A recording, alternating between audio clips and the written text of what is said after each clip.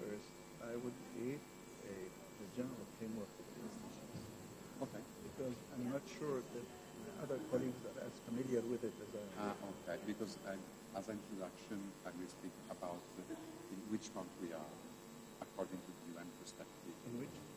At which point we are of the path to accomplish the 2030 agenda. But just to say, but in general, I don't enter in any, because maybe you're right, so not maybe you are right. Because for me, I'm familiar with the SDG because I work on the base of SDG as president of Moderator. Yeah, maybe if you start to say, what are the SDGs? Okay. Yeah.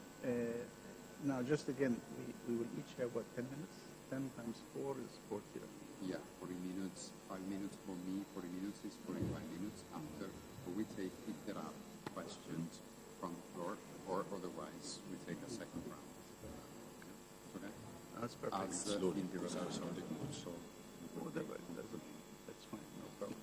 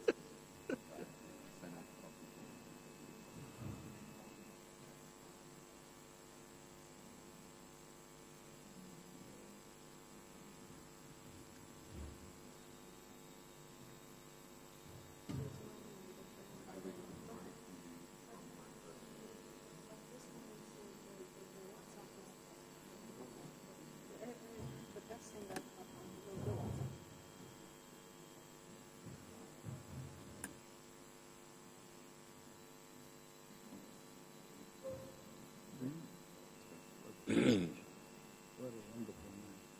And I was very watching him on television in Japan. Yes. And he came So back. he received you just quick? No. Just landed? Oh, he came. Yeah, he had landed a little while ago. And he received us the full time exactly.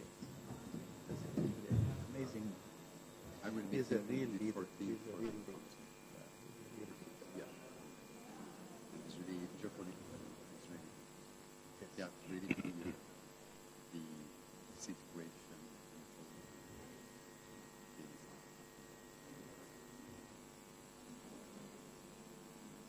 You know, that's when he released in December on Netflix a movie that folks that realist is the relation between Francisco before becoming Pope as Cardinal and Benedetto will be played by Henry Rollins. And most people they say it's amazing because it's really dedicated. It's nothing like a secret or something like that, but just the two human, different human. And it was a realist that people felt. It's amazing. Well, Yeah. Really grateful.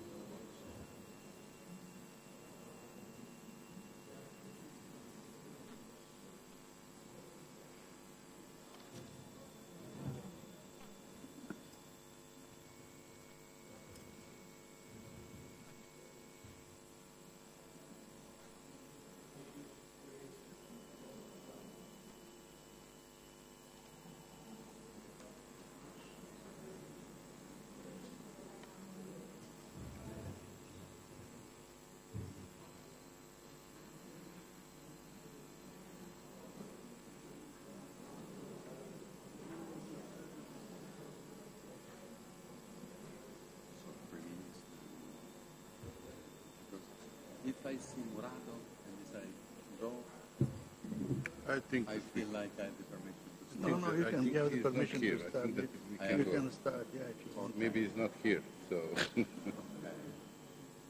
maybe it's good to start now. Whoever wanted.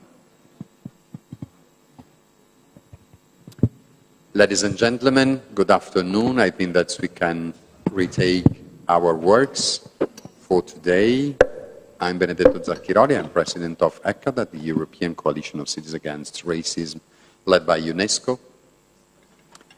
Then our topic is really, really interesting and important to discuss, and also I thanks in advance the panelists that are join me in the floor about this topic, that is try to reframing. You know, there is this global effort led by United Nations and all the nations to reframing the global sustainability mission toward the 2030 SDG, the Sustainable Development Goals that United Nations decided 5 years ago. We know that despite considerable efforts these past 4 years, we are not on track, unfortunately, to achieve the Sustainable Development Goals by 2030. We must dramatically step up the path of implementation as we enter a decisive decade for people and the planet. We must connect the dots across all that we do as individuals, civic groups, corporations, municipalities, and member states of the United Nations, and truly embrace the principle of inclusion and sustainability. Important steps have been taken, and innovative partnerships are taking shape. But if we are to achieve all of the Sustainable Development Goals, more needs to be done. I leave the floor really quick to have a framework about what the SDG is and what is this race, this competition that the world is doing in this time to achieve that goal. To our friend, that is Ismail, Serageldin, just you have 10 minutes just to some remarks about the SDG, and remember also the idea that we are in the path from the responsibility to a leadership. You are a leader, and maybe you have something to do and to say more. Thank you. Thank you, Mr. Chairman. I'm deeply honored to be here, and I also am deeply honored to bring you greetings from Azerbaijan and President Aliyev, who's the patron of the Nizami Ganjavi International Center, and for which we are all here. This task is very important because we have moved a big deal since the year 2000. First, we had the Millennium Development Goals, 8 goals, of which one of the most important was the reduction of poverty, and we have done a lot in cutting poverty by half. But mind you, a very large part of that was due to what happened in China. So in terms of what happened in the other countries, statistically, it was not as significant as what happened there. Then in 2015, we had the Sustainable Development Goals were adopted by the UN, and these goals set forth, goal number 1 was to abolish extreme poverty, goal number 2 was to end hunger, and so on. Goal number 10 was to reduce inequality, whether it's gender inequality or inequality between different groups. And 13 is the goal to do something about climate change. And I've been particularly concerned about that because if climate change continues, and we have not been very successful so far, it may push back some of the people that came out of poverty, extreme poverty, back into poverty. Because in places like sub-Saharan Africa, they are dependent on rainfall. Rainfall is going to become much more erratic. You will have cycles of drought and flood. And as a result of that, many of the smallholder subsistence farmers who have less than a hectare in property with very poor infrastructure may actually get wiped out, either by drought or flood. So we have some serious problems to deal with.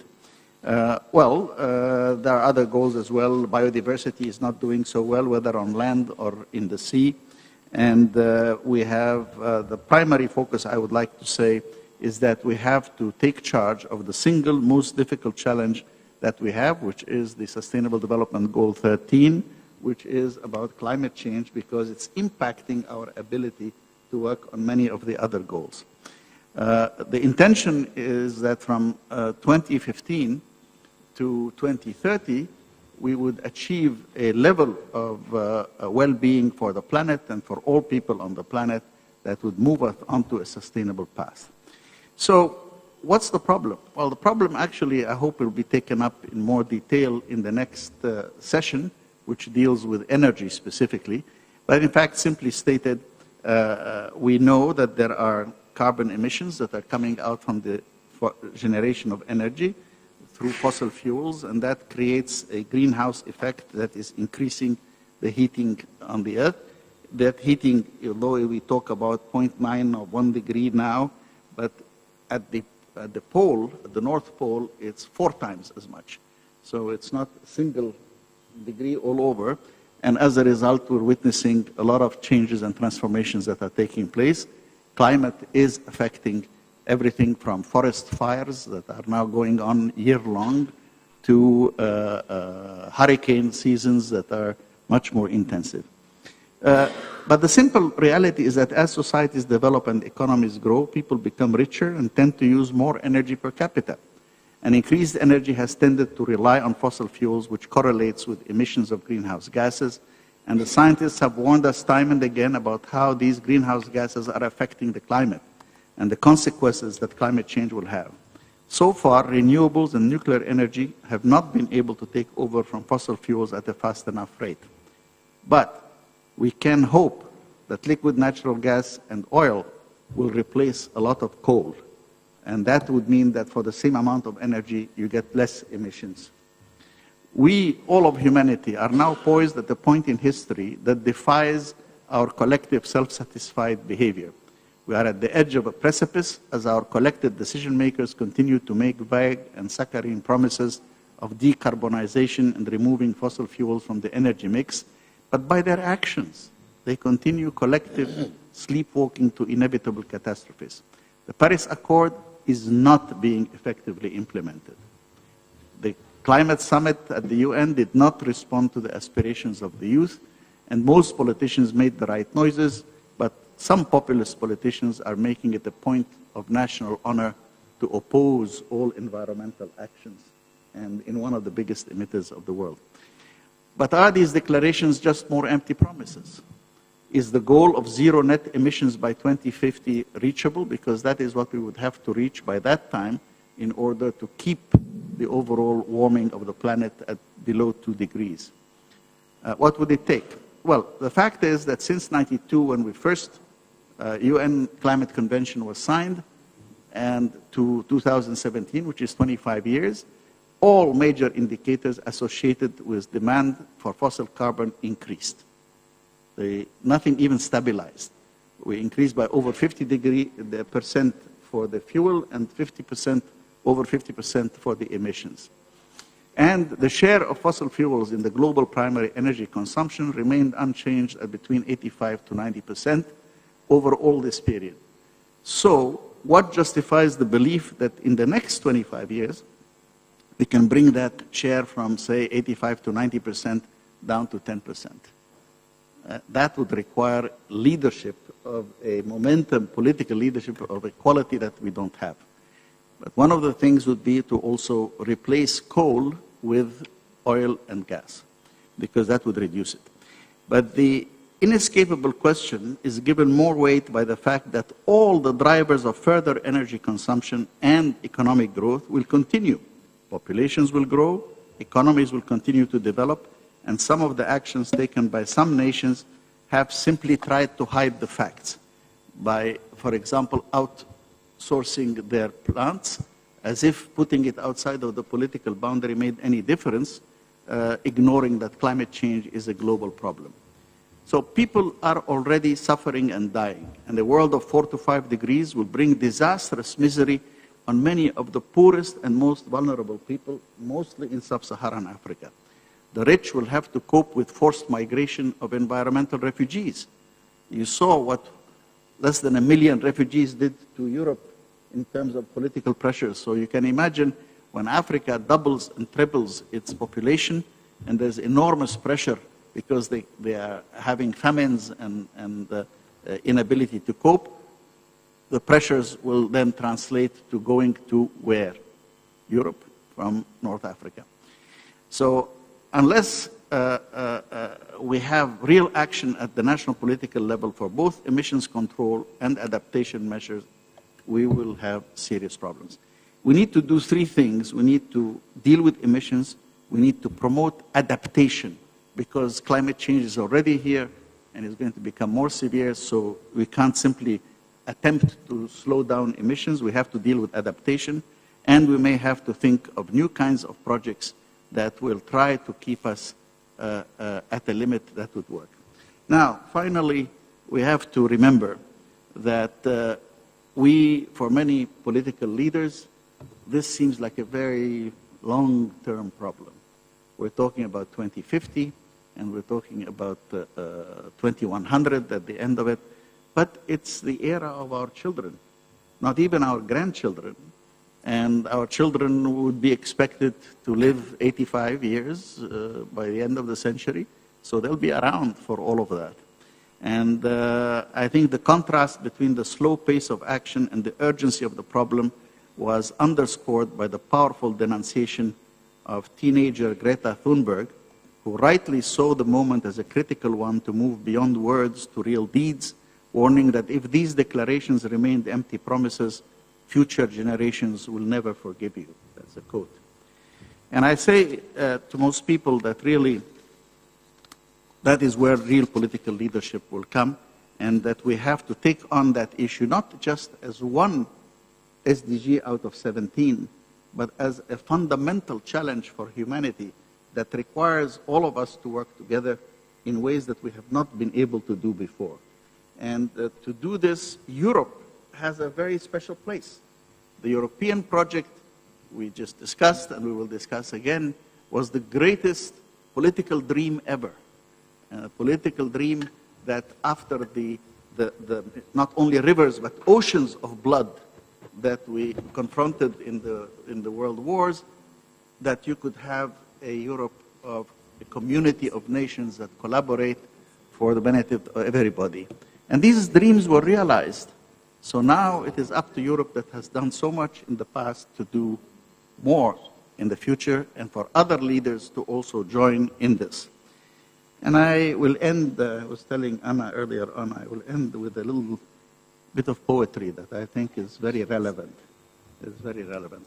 There is a tide in the affairs of men, which taken at the flood leads on to fortune, omitted all the voyage of their lives, is bound in shallows and in miseries. On such a full sea are we now afloat, and we must take the current when it serves, or lose our ventures. Thank you, Mr. Chairman.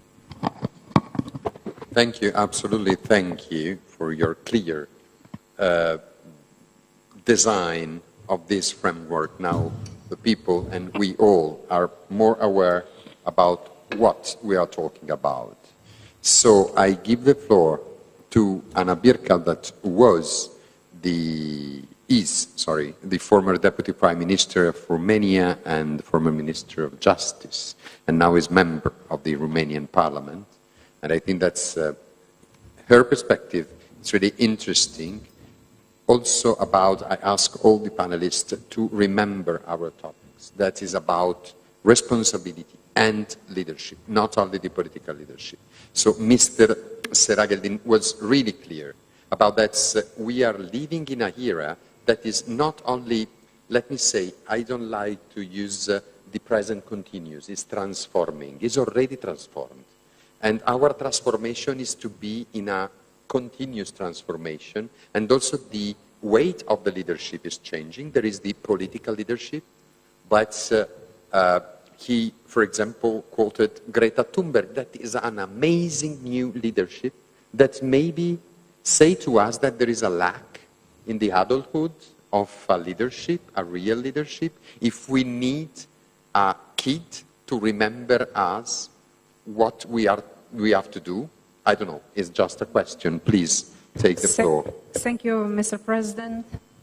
Your Excellencies, distinguished guests and very dear friends, Firstly, please allow me to say thank you. For me, it's a real privilege to be here with you and to join you on this wonderful panel, and to be here in this beautiful eternal city of Rome by the great work of Nizami Ganjavi International Center, the Italian Society for International Organization, and the Robert Kennedy Human Rights Foundation. And please allow me to say special thanks to President of Azerbaijan, President Aliyev. I think his support for Nizami International Center, it's a credit for Azerbaijan, and certainly, personally, I benefited by being with you in several conferences and drawing from your experience and expertise, and that's been a great wealth for me, and I think that should be a benefit for other young leaders as well. Talking about great opportunity to contemplate on new waves of effectively using the 2030 development agenda, I think together with the complementary means to achieve freedom from violence, to prevent new conflicts, and to live in a peaceful and secure world, those are not just goals, but I think should be our day-to-day task, being leaders or being just citizens. And achieving those noble objectives is indeed a difficult endeavor, to say at least, considering that despite humanity's innate aversion towards destructive and chaos, our global society have been scattered by conflicts for the most part of its recorded history, and that's a fact.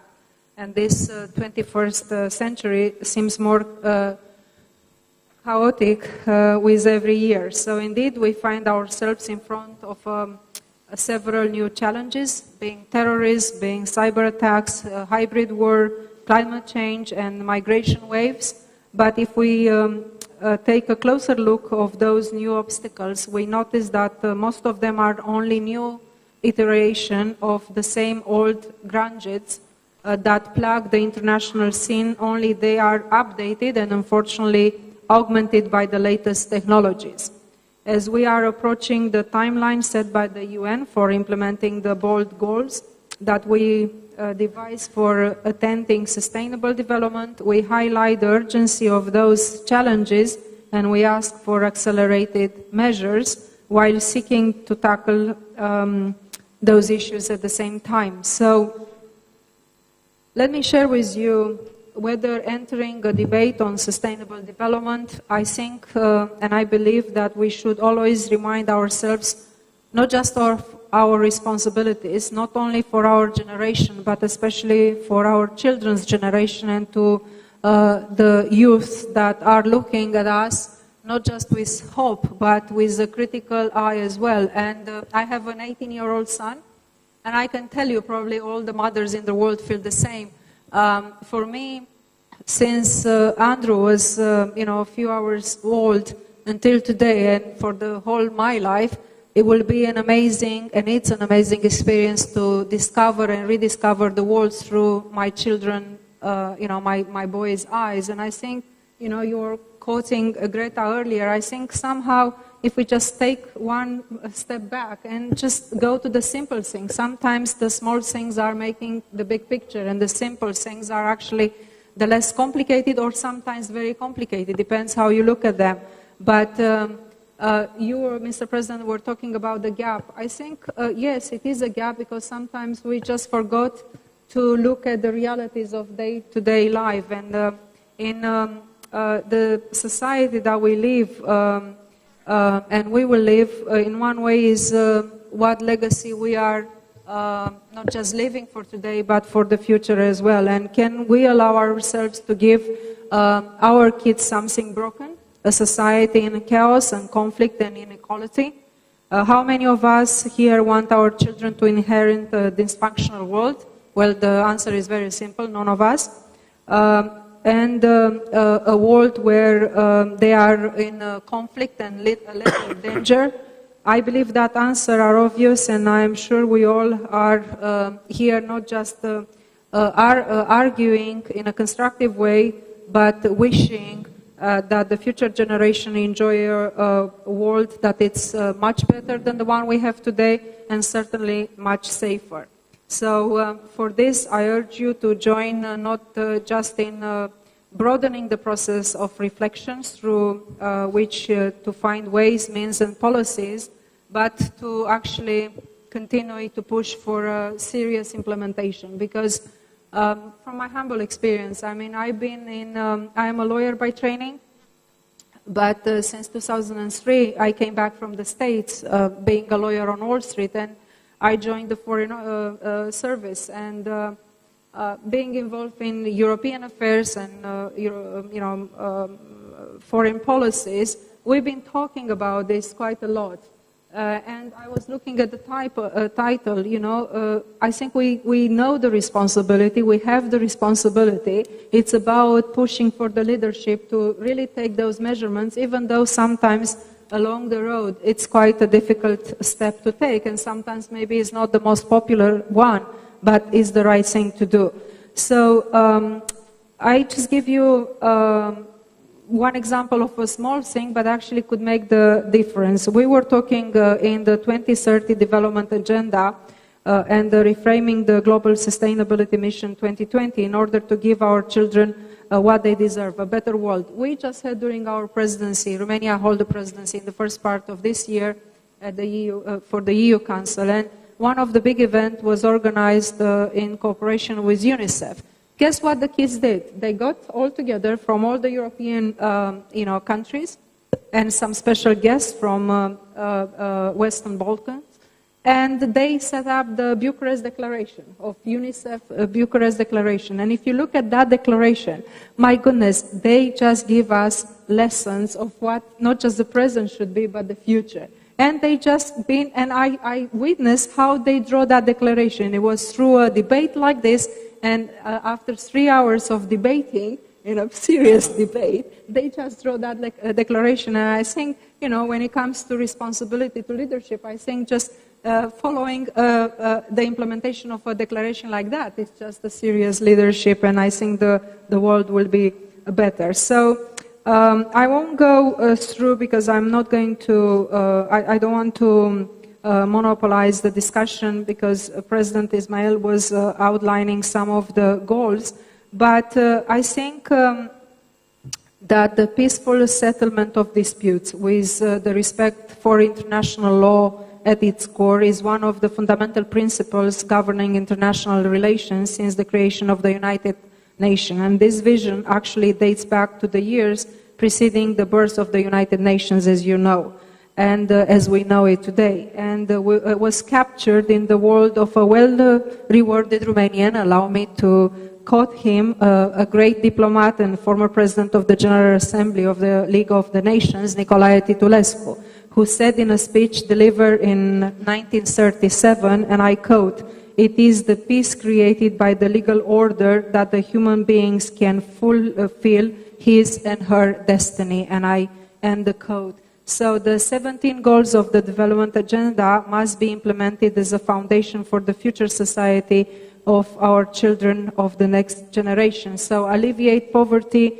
we know that that means to improve life conditions for more than 700 million people, or 10% of the world population who live in extreme poverty, struggling to fulfill the most basic needs like health, education, and access to water and sanitization, cause growing inequality and it's detrimental to economic growth and undermines social cohesion, increasing political and social tension, and in some circumstances, driving instability and conflicts. No more hunger. You know, we have, if we achieve this, that means to provide food for 821 million people who are hungry today, and the addition 2 billion people expected to be undernourished by 2050. And you know what? This goes to education. I remember all the time I was telling my son, you know, you put enough food in, the whole food you put on your plate, eat it all. Because there are a lot of people, a lot of kids in this world that go to bed feeling hungry. So if we are, just as I said, going to small steps, I think is still a big step as well. ensure healthy lives, promote well-being, and ensure access to water and sanitation. You know what does it mean? Access to quality education. It all comes to education. All the time we go back to education, and education is not just about the education in the schools, it's about the education in the society, it's about the education that we provide in the family, it's about what type of model we are promoting every single day. And here the media has an important role to play as well. What type of models are we promoting for our kids for the future? So I will stop here. I just say one final word about the climate change. Just to complement a little bit what President Ismail was saying, I had the great opportunity to, in my capacity as a Deputy Prime Minister in Romania, to travel quite a bit, and I was traveling and had a lot of talks with head of governments and countries from the Pacific Islands, from the Caribbean, and you know, they were telling me that climate change for them, and this will stay with me forever, and they were saying to me, I quote, Anna, for us climate change is a matter of survival. And you know, it's so true if you think about it, because just one bit of an ocean rising, it will, you know, just take away all those beautiful islands and beautiful countries. So this is not just a simple talk. It's just about, you know, what type of world we will be having for the present and especially for the future. So I will end by saying that peace, justice, and strong institutions means more efficient and transparent regulation. And I can tell you, as a former Minister of Justice, for me this has been a great experience, because you can't build a society unless you respect the rule of law. And you assure that you will have that rule of law respected by everybody. And that should be one of the pillars that you can build a society. So I will end here by saying that we do have the responsibility, all of us, but I think we need to push for a much more serious leadership, and it's about time to act, because in the end of the day are the facts that are counting, not just the words. Thank you. Thank you, Madam Birchall. So I think that after the two first speeches, our word is to underline that is change. Change, change, change. There is a change of leadership, and the way in which that leadership are used. Madam Birchall, you told us something about international law, the tradition, how the world is managed. But we know that there is some political leader, really big political leader, that say, I don't care about international law. I don't care about the tradition. I don't want to listen to somebody that told me or say me. So we do this is a century. Why you are doing something different? This is a change in the political leadership that we are used to see. But there is the climate change, and there is an economic and social change. If you think, we speak usually about media, but now there is this social media that is another avenue to communicate through the people that live and as a free disintermediation between the individual, the citizen, and somebody that provides information that we cannot control in some way. These three changes, they change the migration of our society. There is the climate migration, that is the hugest that we need. That we see. There is the political, economical migration, and this idea of different roles of nations' migrations. So, what's happening in Bosnia and Herzegovina? What is our responsibility? Remember just that. Responsibility in Italian is responsabilità. That comes from the Latin word that means the capacity to give answer. We don't need more questions, but answer, please. So, coming from Bosnia, I will be not responsible, and I will not give you the answers. I will just put on the table some dilemmas which I have. Yeah. Sustainable development goals. What does it mean in reality? To create a world without the wars, without the poverty, with a good education for everyone, with enough drinking water, with enough health care. My first dilemma, is it utopia or reality?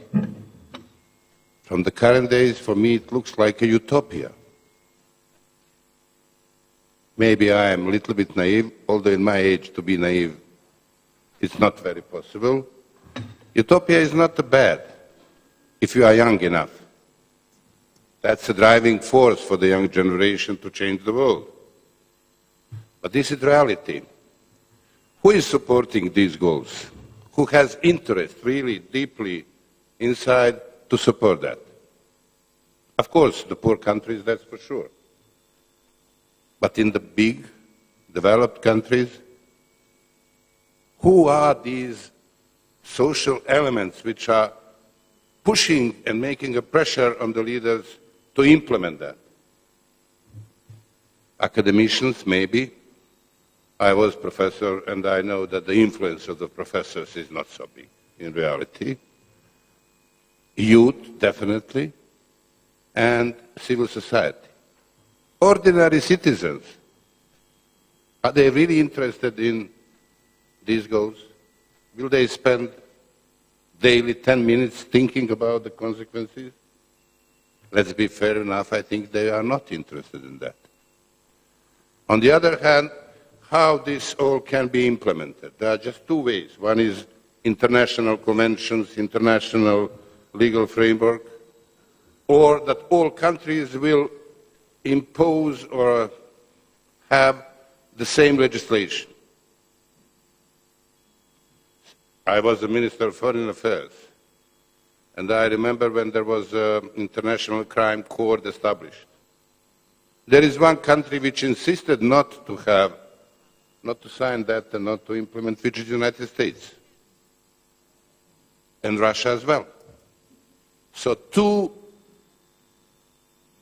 traditional big powers have approached. We will use the multilateral institutions as long as we have a benefit, but if there is no benefit, we can find excuse and we can behave on our own. And these goals, without a common approach, it's not realistic. How can you change the situation in Africa if you have a message, America first? Is it possible? I really don't think so. On the other hand, even speaking about European leaders, we have now a completely new approach, which is, I have to be re-elected, I can have 2 terms mainly, so my maximum goal is 8 years. Why I should care what will happen in 15 years? Should I make something which will cost me politically in order not to have a problem in 15 years when I am already a past? Nobody is interested in that. And because of that, we have very populistic leaders in Europe also. Just fulfilling short-term expectations without a vision. And if we see seriously the leaders which we have now and compare them with some of the leaders in the immediately after the Second World War, there is a big difference in, if I may say, even inequality, in education, in the vision. Honestly, I think that this is a systematic problem. That's the really systematic problem of the way how do we see the political system, the whole structure of the states, and I think that is something which is a really long-term problem linked with the Sustainable Development Goals, but also basically, essentially, problem of the democracy. And if we add to that the fact that with the big companies we have managers who are just trying to keep everything under control as long as they are there. But when they left to the higher position in some even bigger company, what will happen with their previous company? They don't care about that. This is also the reason of a lot of crises around the world.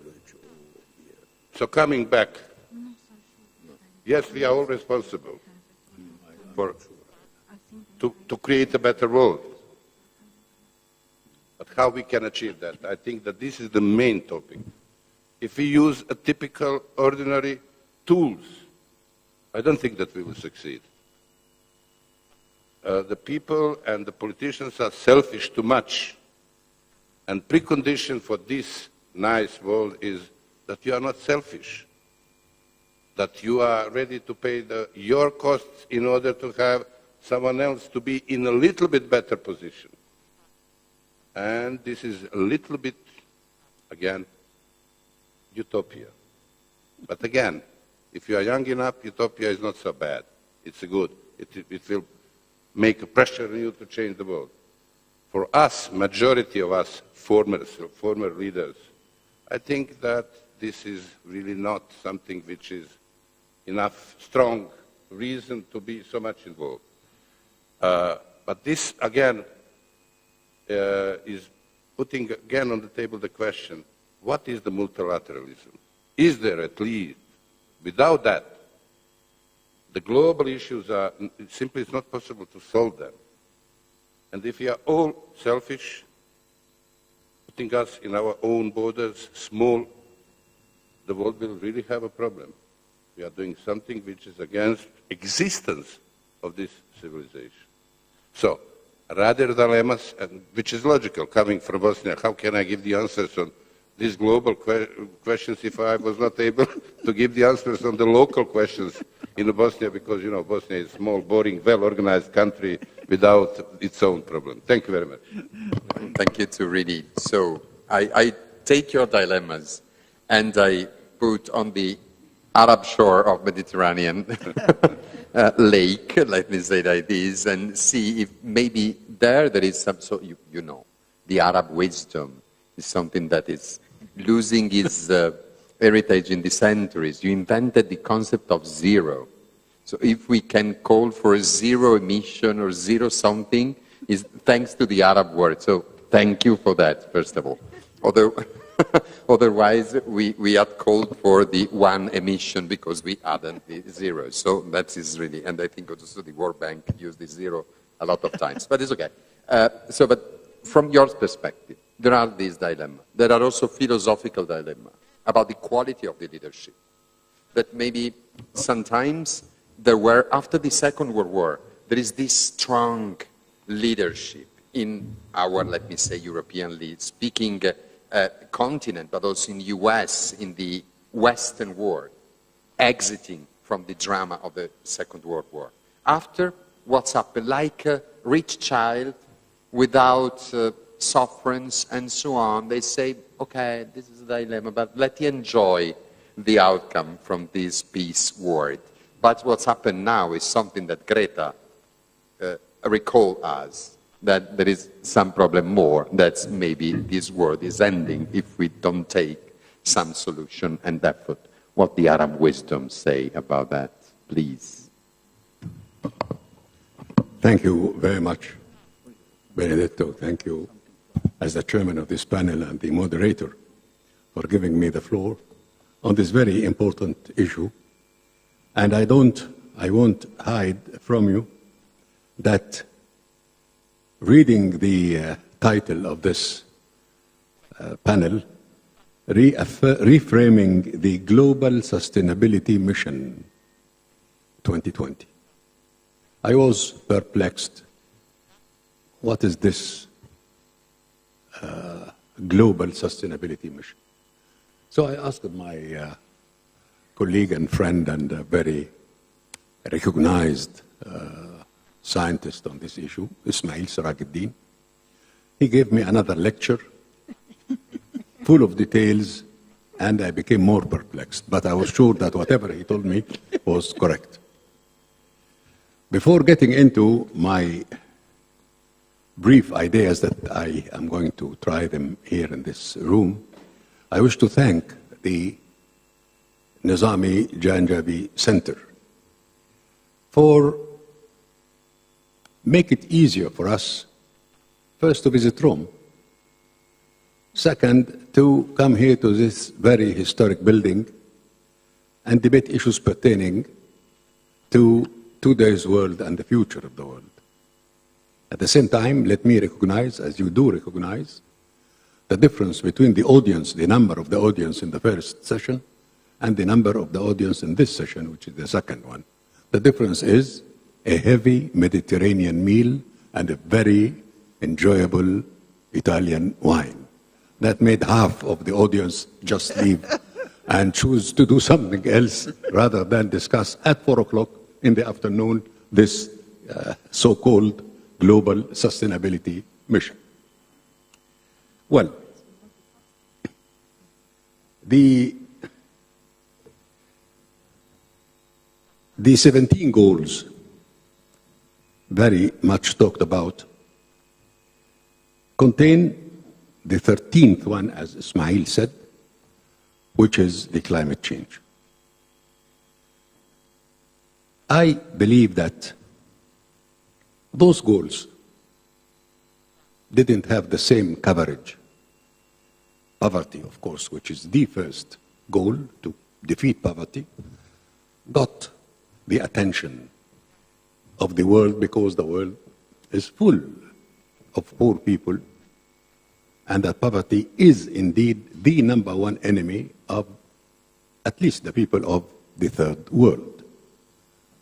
Across 3 or 4 continents, Latin America, Africa, Asia, and even in parts of Europe and in parts of North America. The time has come, in my opinion, to think of practical steps rather than philosophizing the issue. Practical steps. #1 suggestion is about the role of the Security Council. Climate change has become a threat to the survivability of the planet and its people, on the one hand, and a threat to international peace and security.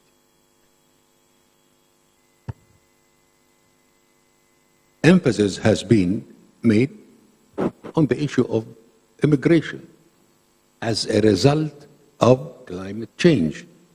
This, as we all witnessed in the last 3 to 4 to 5 years, the impact of migration in several continents, impact of the exporting countries and continents, and impact on the receiving continents and countries. It's not easy for a country in Africa to find its young people, young generation, wanting to leave or actually leaving. This in itself has its impact on the way this or that poor country would develop. Through the coverage, the media talked about Europe, about Eastern Europe, about countries that reject, countries that approve, but did not mention the impact on the countries that export those people, forcibly export those people. So if we agree that climate change is moving to become one of the serious threats to international peace and security, so here we should think of the role of the Security Council. There were conferences, the General Assembly adopted several resolutions on that issue. There is a kind of basic document that has been achieved, and etc. But we are still outside of the chamber that has to be seized with this matter. Security Council did not succeed in dealing with international peace and security in its traditional sense. Wars, conflicts. But we should propose something else, something that the whole humanity is being threatened with, which is climate change and what happened to the Caribbean countries, to the Pacific Islands, to several communities here and there to the extent of disappearance of countries. Total disappearance of countries. This is an issue that has to be discussed from that prism. This is a threat to peace and security and survivability of the planet itself.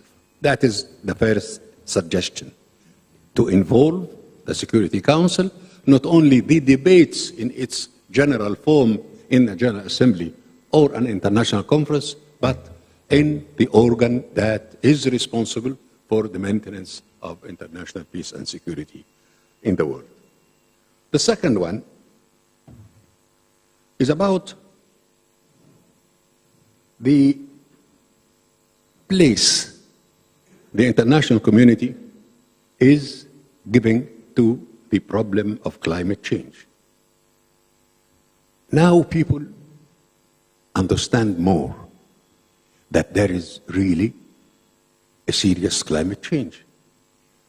We follow what is going on in the forests in Brazil and in several states and cities in the United States, and what happens in Indonesia, what happens in the islands and countries and hurricanes, etc.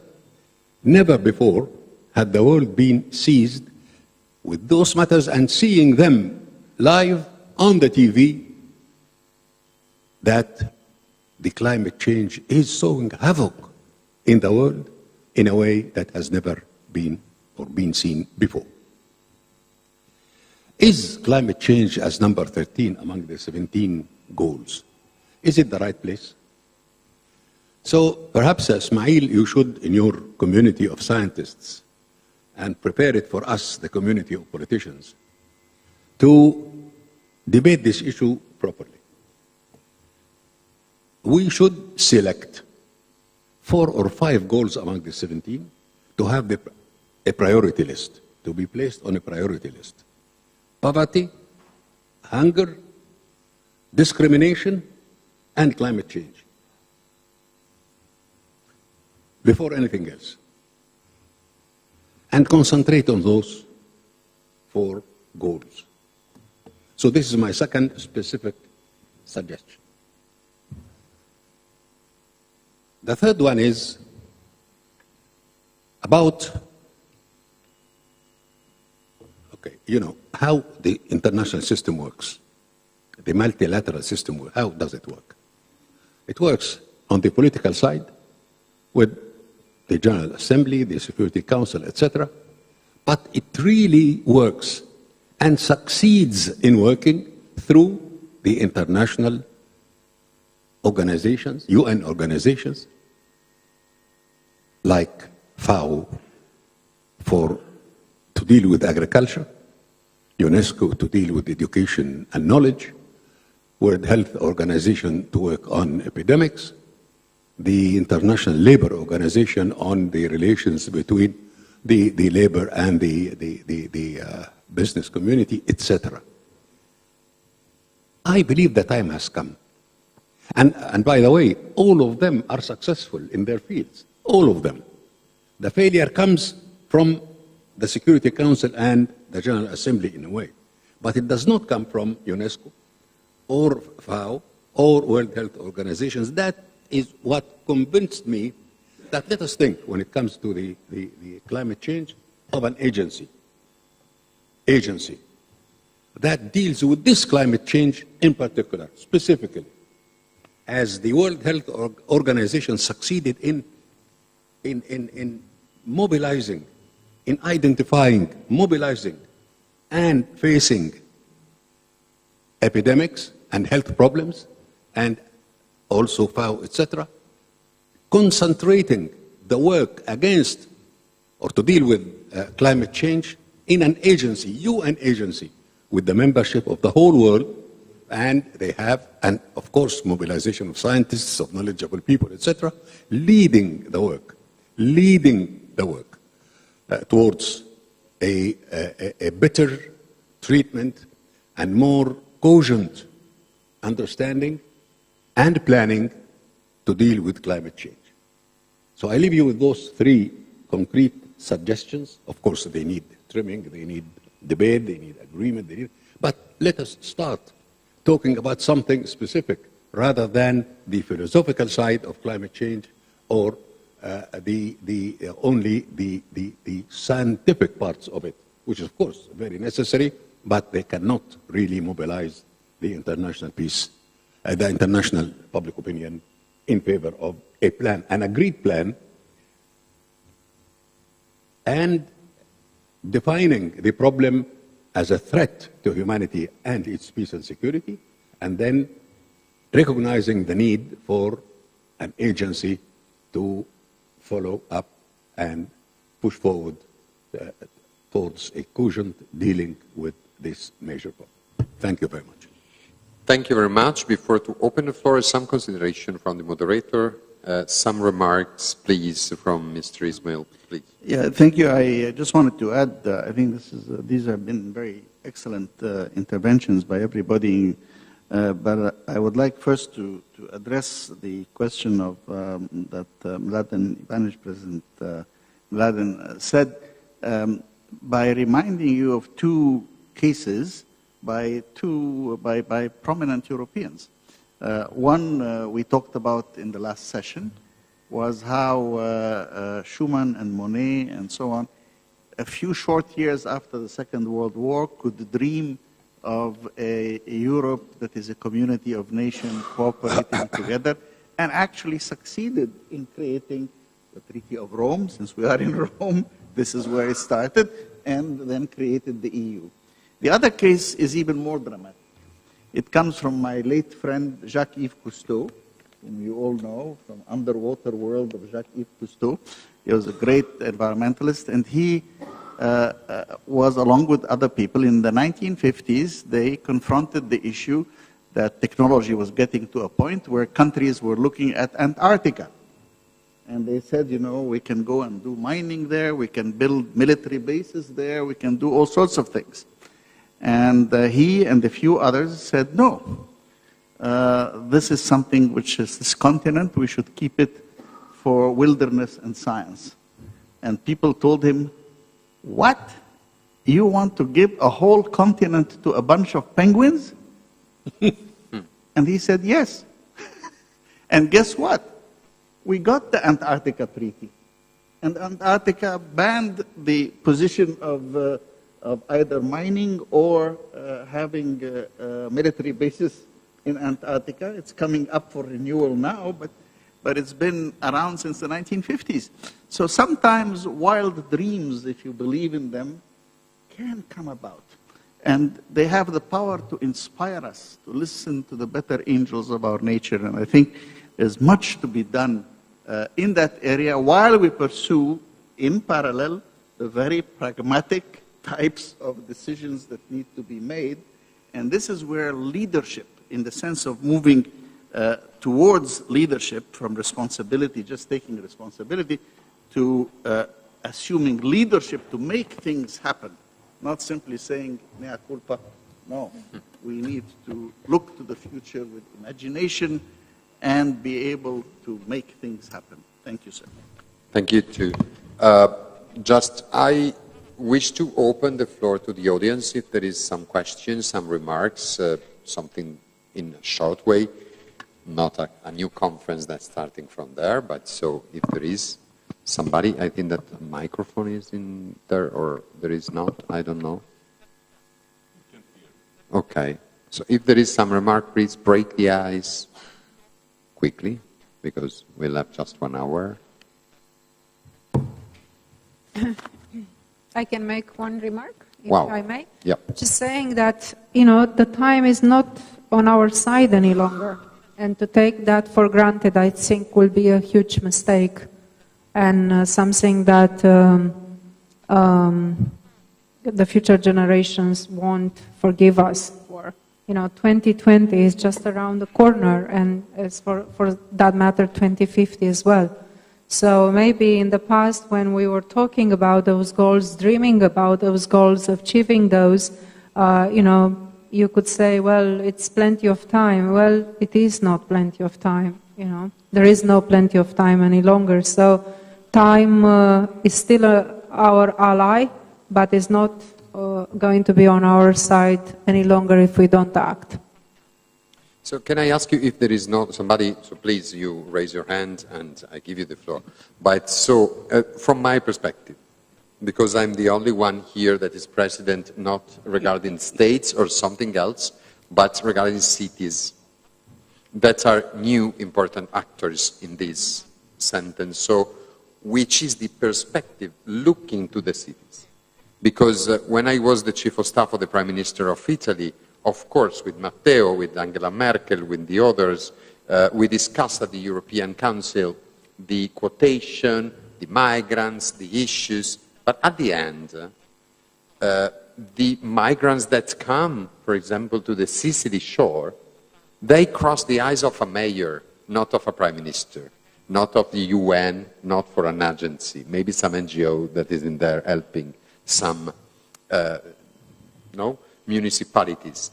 I were just 1 week ago in Barcelona and met the mayor of Lampedusa, Mr. Martello. It was really instructive because he said, okay, the government, I don't do nothing, and I'm here just to say to you, I'm the first pair of eyes that the migrants they meet when they come, not only to Lampedusa, they wish to go to Europe, not to Italy or just Lampedusa.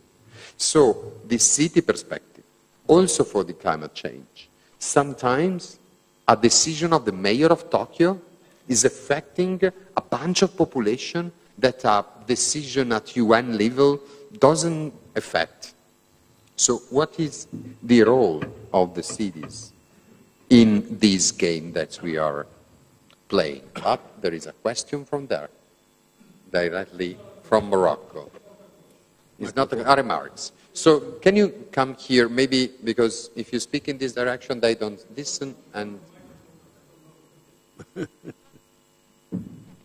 Okay. Thank you, Mr. Chairman, and thank you for the panelists and for the audience. Well, we were talking about the migration. I know that this is a problem for Europe, but I think Europe is also responsible for this migration. Some European countries, I'm not generalizing, are protecting dictators on the other side of the Mediterranean, military dictators who are ignorant and plundering the wealth of their countries. There is no development, no security, no services. I visited many African countries during the past 30 years, and I saw miserable situations in those countries.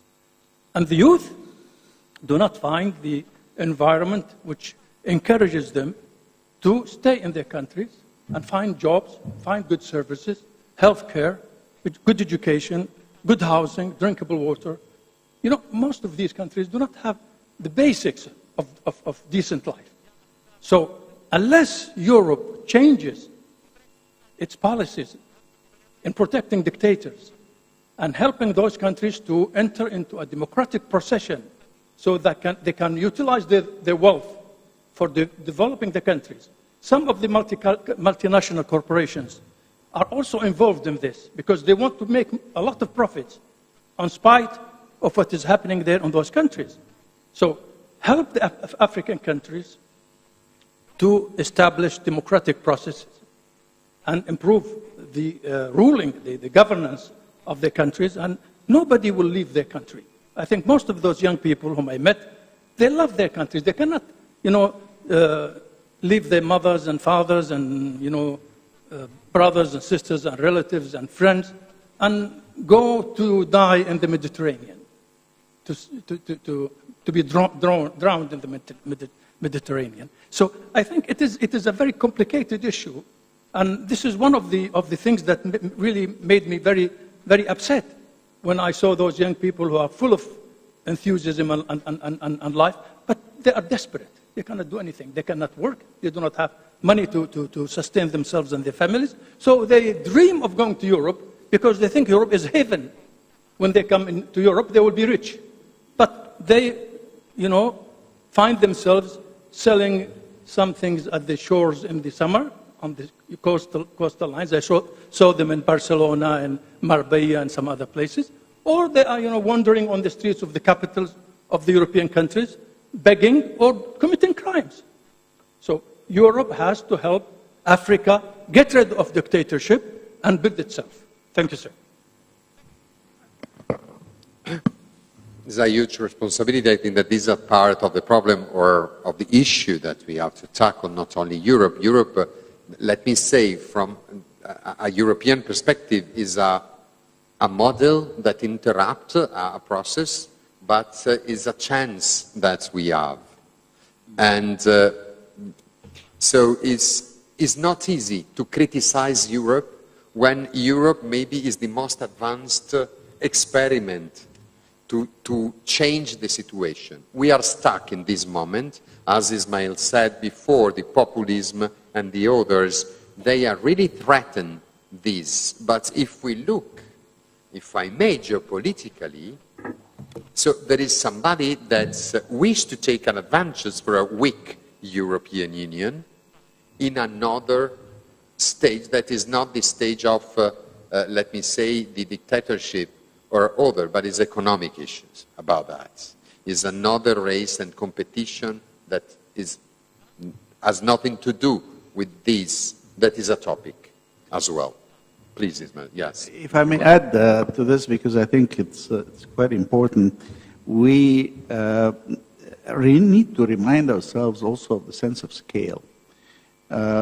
For some of us, of course, who have seen the disasters that have been going on in Syria, well, you have to remember that's like, what, about 2 million Syrian refugees are in Lebanon, which is a tiny little country of, I mean, I think that like represents like a quarter of the population is Syrian refugees.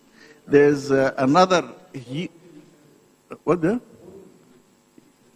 Yeah, no, but Turkey is big. But I'm saying that in tiny Lebanon, the proportion is huge.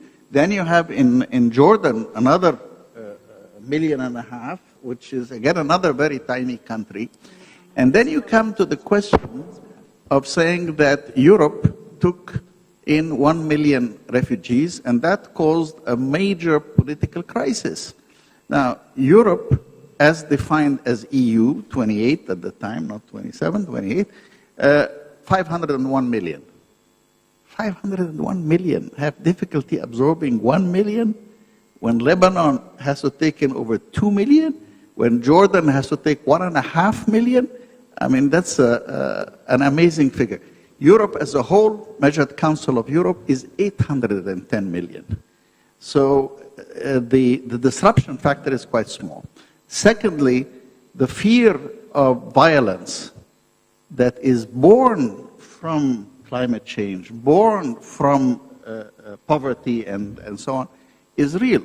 And I will remind you that there was at the borderline of Chad and Sudan, we had a major crisis a few years ago, and that largely had to do with pastoralists who have lost the water and the fields where their grazing could be done, stepped onto the grounds of other tribes.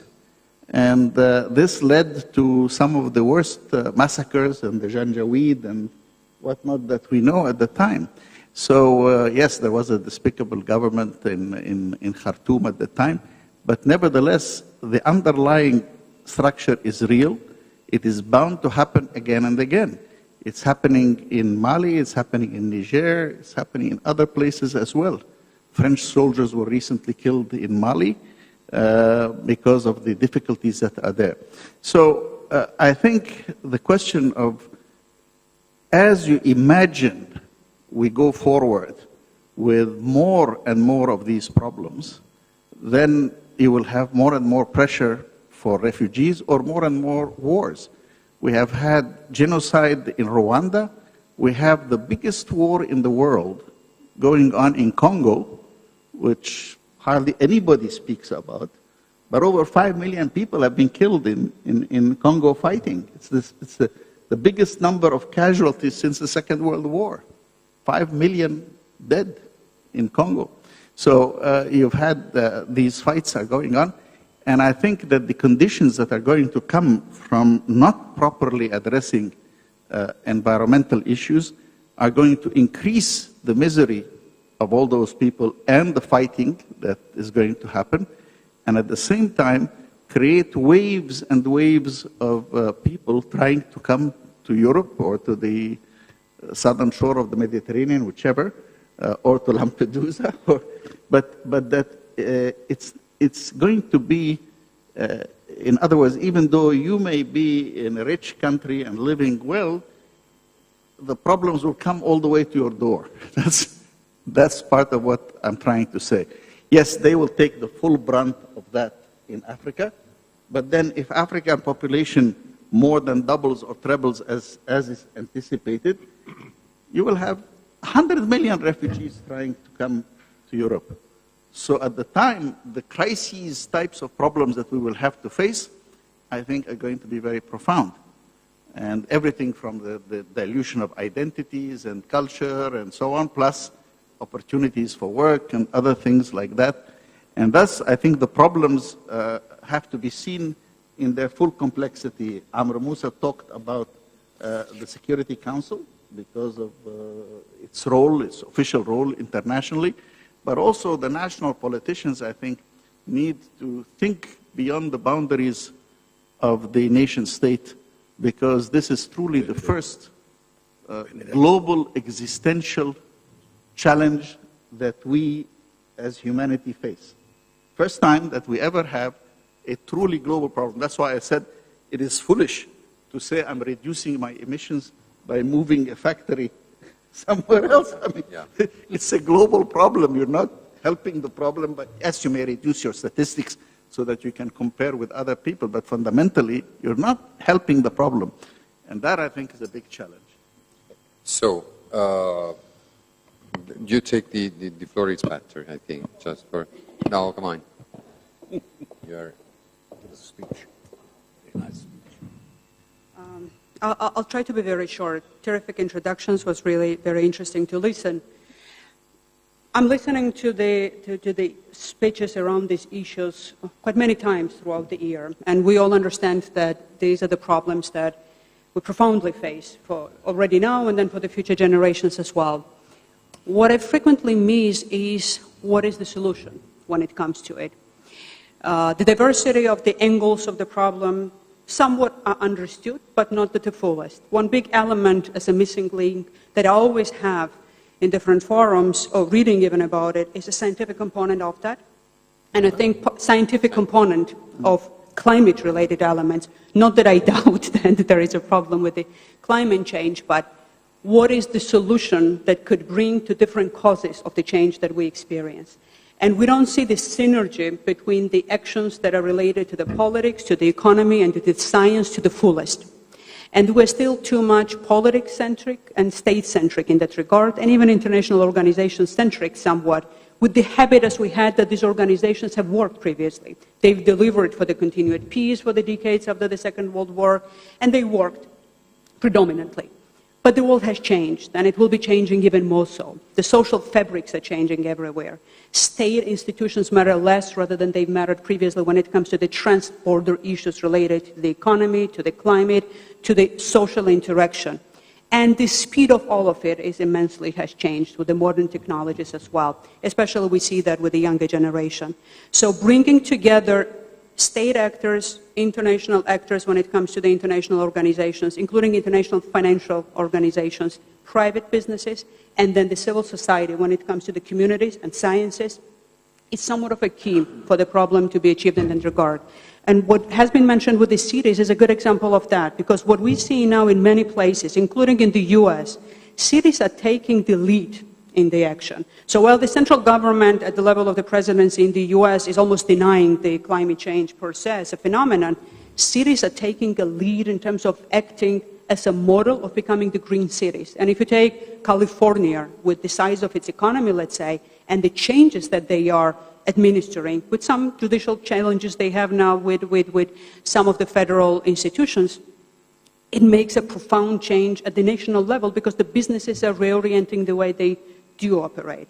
So at some point, part of the essence of the focus of our activities needs to remain with states, with international organizations, but bringing in the actors which are below that level. Cities, local communities, businesses are extremely important. And last word on the younger generation. I'll play a bit of a devil's advocate perhaps to that. I have a bit of a trouble listening to some of the statements, even from Greta, even from some other followers from Free Fridays, as it is called. My trouble is that they are seeing themselves so far in total isolation with any decision makers, with any business representatives. It is a radical movement, and for this time, it's okay. It's a waking up call, so to say, for all of us. But if nothing follows in terms of engaging them, in terms of what are the solutions that they can become part of, it seems that they are ready to that, unless they just speak themselves as well, rather than are ready to act on what they call for action. This will be a radicalized constituency in many countries in few years to come. In some cases, in 2 years, in 3 years already. They will be voters. And if they will not be part of understanding that they are part of the solution, then they can deliver the change, and there is openness from the political spectrum to engage them at different levels, including in the cities. It will be a radical vote that will be easily manipulated by the populistic movements in many countries.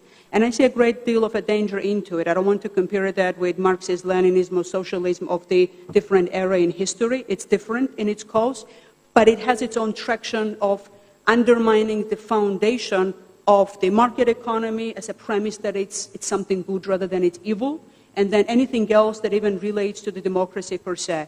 So while it's good on the one side, and it's a waking up call, I would say that if we don't do anything about it in an engaging, inclusive way, it can be a very dangerous movement that could spread into the way that could become a challenge to the democracy, even in the countries like Europe. Not yet in the US, there's not that much of a traction on that so far, but could be there as well. So, yeah, a few comments on that.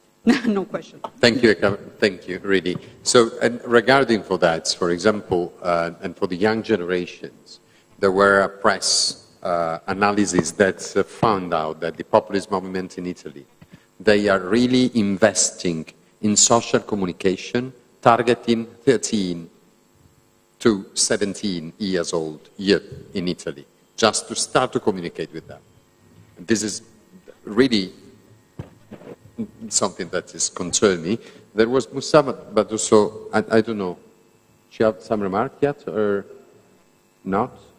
Because you asked me before. I'm thinking, because the interventions and comments created something new. We have to comment on. I believe Dr. Twigri was right in raising the issue of why people escape and in asking for help. I don't think the intervention by foreign powers is capable of keeping on the right track. Once the intervention starts, you can never tell where it would end. So the call on Europe to intervene has to be studied with caution. That's number one. Number two, the issue of the governance. The problem, in fact, is the bad governance. It's not exactly the lack of democracy or the existence of dictators. Because the term dictator is being developed now into chairman or presidents duly elected, even in Europe, but they exercise authorities similar to dictatorship. So, and the word democracy also has been kind of entered into an era of ambiguity. It is good governance, and we have to underline and always say that good governance is the solution, but also lack stopping foreign intervention. In fact, especially the Malfida intervention. And here we don't know how to intervene and how to differentiate between this and that. The last point is about Yes, we talked about some solutions, but we have to recognize that the superpower of our era is against the notion of climate change. And this creates a major problem. This is the superpower, the one that can push in this direction or stop that direction. They don't believe in that. And there are countries, increasing number of countries that are following this point of view. What should we do? This is also something that, let us not shy away from mentioning some of the real problems that the issue of climate change is being confronted with. Thank you. Thank you too, Madam Birchall. We left 7-8 minutes, and after there is Mr. Ivanic. Sorry. Thank you, Mr. President. Just to go back to one of your great questions, what role the cities should play. And I think it's a critical role, and it's the major role, because in one way they can give hope and trust, and therefore really have them well integrated, or if it fails that, obviously it can give a great disappointment, and everything goes with that. So it's a critical role, not just at the local level, but I'm not so sure that the national level and the international scene sees this critical role that the cities, that the local authorities are having, and probably we should all do a little bit more about that. The other point you were mentioning about the social media and targeting the teenagers, well, it depends what type of information, because I can share with you, in my first mandate as a member of the Romanian Parliament, I was the MP for reference for the Council of Europe, and I remember a discussion I had with a mother of a boy who actually was killed because he was radicalized through the internet.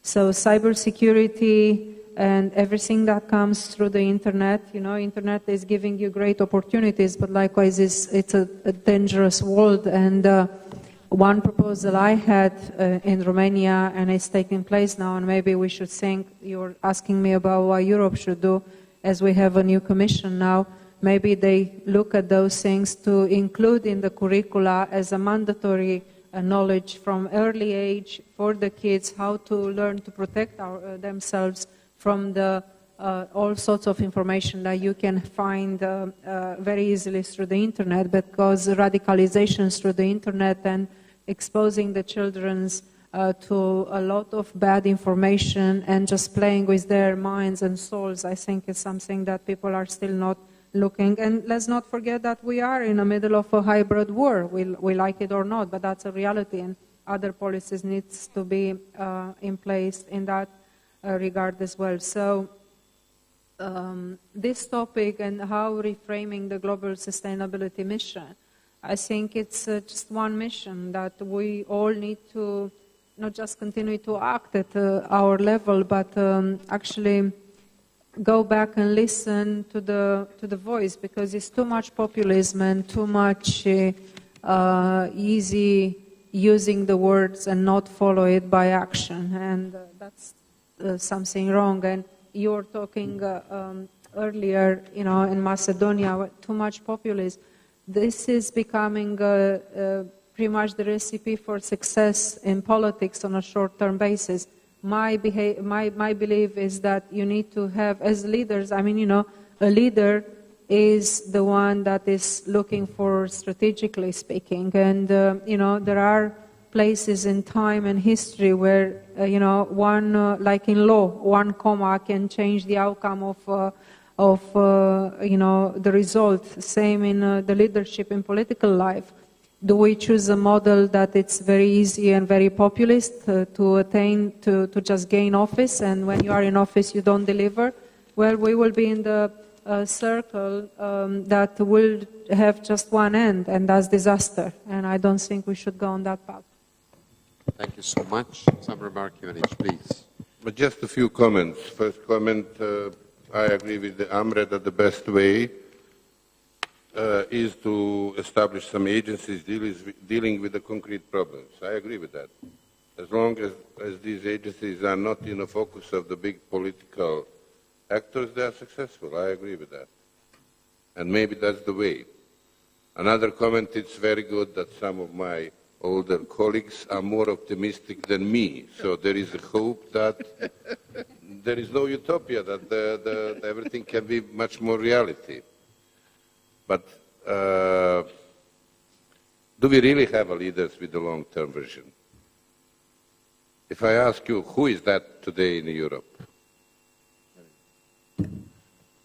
You cannot say that. I can say that I don't see any with so long-term vision. Unfortunately, I would like, of course, to have them, but I'm not so sure that we have that in the market. Yes, but I'm not so sure will these who are pretending to be the leaders with a vision, or again, selfish view how the Europe has to look, because they think on themselves. But I have another dilemma, which is about the migrants. If I remember well, at the end of the 60s, at the beginning of the 70s, Europe was able to adopt 10 million migrants at that time, coming from Southeastern Europe, mainly from former Yugoslavia, and Turkey, without any problem. No problem, not at all. At least 5 times, if not even more, than in the current crisis. And it was not a problem at all at that time. The migrants were welcomed. What's the difference now? What's the reason why now there is a fear? Or so still there is a demand on the labor market, comparing with that time. Religion, more or less because of Turkey, Islam. So what is the reason of that big problem? Unfortunately, I think the biggest problem was in the new members than in the old members. And the new members created some sort of a situation which is for them not so well known. But okay, this is just a small problem, and I hope that it will not exist. And I hope that Turkey will continue to deal with the 4 million, because if you stop to deal with them... Yes, Gastarbeiters. Yeah. The Gastarbeiters. I know, but even these people are Gastarbeiters still. They want to work. Yeah. Okay. So Ismail? Yeah, I just wanted to answer a few things. One, in terms of agencies, back in the Rio Earth Summit, we signed 3 global agreements. One was the Convention on Desertification. One was the Framework Convention for Climate Change, upon which Japan created the Tokyo Protocol, if you remember all of that. And then there was the Convention for Biological Diversity. But we created one instrument, and the instrument, was a scientific one, which is the IPCC, the Intergovernmental Panel on Climate Change, whose function was to write a report every 5 years or so, reviewing the state of knowledge on the conditions of climate change. They were not expected to have programs on the ground and do activities like FAO or WHO or the development banks. They were just to do these surveys. And in fact, their reports have been marking the milestones of what we are doing. Now, there are solutions as well that are coming up that we had put aside. We had put aside. When I was the first vice president for environment at the World Bank in 1972-73, and for the next 7 years. But we set them aside. This was called geoengineering. And we said there's too many unknown risks associated with decisions like that. Like, for example, putting molecules up in the stratosphere to block some of the sun. Well, we don't know what would happen to our crops. How about building huge hundreds of millions of trees in forest belts and so on? Huge geological, at the level of the geography of the planet. But it seems to me that where we are today, with potentially 4 to 5 degrees added when we see the hurricanes and the forest fires and this and that, maybe it is time, and that we now have much more developed technology and science, to study possibilities of such interventions so that we complement local action with regional and global change, while we pursue mitigation, which is a reduction of emissions, adaptation, which is to help Africans and others on how to cope with it, and thirdly, to create resilience, to increase the capacity of countries to cope once they get hit by disasters. I think these are also solutions to be considered. Yes, just to add a point, just for future meeting. So I think that, before to thanks all the panelists and Inzami and so on, I think that we really have to look at the idea and the point of the narrative of with which we present our points. So, and to speak about migration, utopias, and so on. You know, for the populism, is really, really simple. They took the fear of the people and they answer, are you fearing the security issue or the migration, the diversity? Build a wall. It's so easy. You don't see anymore your fear and you are quiet. The multilateralism and the new approach is to build bridges, not walls, and that is absolutely more difficult. With the new narratives, because these are narratives that can really build utopia, that is the only gasoline that we have to make something amazing, like the idea of European Union or the Antarctica Treaty, and so on. So we need also to go deep in this and reach these efforts. Thank you for the four distinguished panelists. Thank you for the Nizami Center to give me the possibility to be the moderator. Thank you all. There is a fantastic and wonderful Italian coffee waiting for us, just in there. Thank you. Thank you, Mr. Chairman.